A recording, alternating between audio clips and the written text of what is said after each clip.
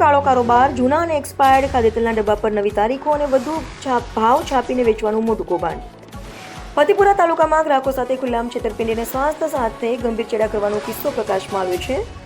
Agarwal agency નામના વેપારી સ્થળેથી ખાદ્યતેલના ડબ્બા પર પેકિંગ તારીખ, એક્સપાયરી ડેટ અને ભાવ એમઆરપી સાથે વ્યાપક છેડછાડ કરી ગ્રાહકોને વધુ કિંમતે માલ વેચાઈ રહ્યો હોવાનો ખુલાસો વિડીયો પુરાવા સાથે થયો છે।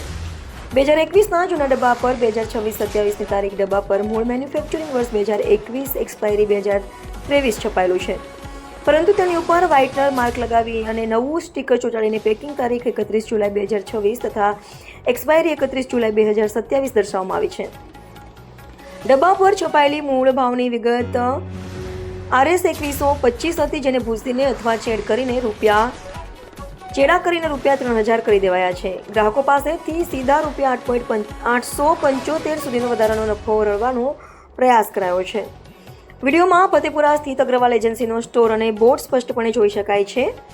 2021માં પેક થયેલું તેલ આટલા વર્ષો પછી વાપરવું અત્યંત જોખમી અને ઝેરી સાબિત થઈ શકે છે। તંત્ર ક્યારે જાગશે? ફૂડ એન્ડ ડ્રગ્સ વિભાગ અને તોલમાપ વિભાગના અધિકારીઓ પ્રકારની ખુલ્લેઆમ થતી ગેરરીતિઓ સામે મૌન કેમ છે? ગ્રાહક દ્વારા ખાવા અયોગ્ય તેલનો જથ્થો દુકાનદાર પાસે નાશ કરાવાયો, ફૂડ અને પુરવઠા વિભાગ સામે ગંભીર સવાલો। શું જવાબદાર અધિકારીઓની મિલીભગત કે મૌનને કારણે આવા વેપારીઓ બેફામ બન્યા છે? વેપારીએ પોતાની ભૂલ સ્વીકારી લીધી છે, પરંતુ લોકોના આરોગ્ય સાથે ચેડા કરતા આવા કિસ્સાઓમાં ફૂડ અને પુરવઠા વિભાગ દ્વારા કડક તપાસ કરવામાં આવે અને યોગ્ય કાર્યવાહી થાય તેવી સ્થાનિકોમાં માંગ ઉઠી છે।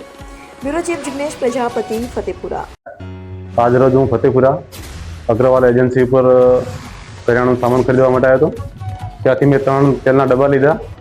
ઘરે જઈને ચેક કર્યું તો તેલના ડબ્બાનો ઉપરથી કવર ખોલ્યા તો એની અંદર ડબ્બા કાણા હતા અને ઉપર એમસીલ મારેલું હતું।